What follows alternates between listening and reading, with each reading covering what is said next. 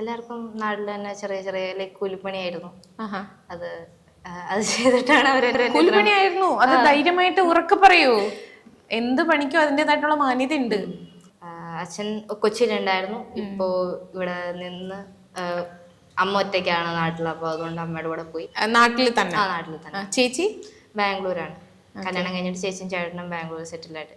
Okay. അപ്പം ഇത്രയും struggle ചെയ്യുന്ന ഒരു അച്ഛൻ്റെ അമ്മയുടെ മകളാണ്. സത്യം പറഞ്ഞാൽ എല്ലാവരും കാണേണ്ടതാണ്. ഇങ്ങനെ ഇത്രയും ഈ ഒരു സ്റ്റേജിലാണെങ്കിലും ഈ ഒരു ലെവലിലേക്ക് എത്താനുള്ള ഒരു കഴിവും ആ ഒരു ഡെഡിക്കേഷനും ഗായത്രിയെ കണ്ടുപഠിക്കേണ്ടതാണ് എല്ലാവരും.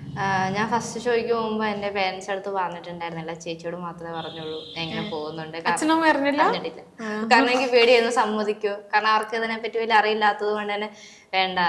നമ്മുടെ നാട്ടിൽ നിൽക്കുമ്പോഴത്തേനും അവിടെ നിന്ന് നാട്ടാരുടെ വക എല്ലാവരും ഇങ്ങനെ കാര്യങ്ങൾക്ക് പോകുന്നു എന്ന് പറയുമ്പോഴത്തേനും അവിടെ നിന്ന് ഒരു ബാഡ് ഇംപ്രഷൻ ആയിരിക്കും വരുന്നത്. ഫാഷൻ ഷോയ്ക്ക് എന്ന് പറഞ്ഞു പോകുമ്പോ നാട്ടും പ്രദേശമാകുമ്പോ നമ്മള് മോഡേൺ ഡ്രസ്സൊക്കെ ഭയങ്കര പാടായിരിക്കും. ടിവിയില് കാണുന്ന ഫാഷൻ ഷോ ആയിരിക്കും ഫാഷൻ ഷോ. അതുകൊണ്ട് ഞാൻ പറഞ്ഞില്ല.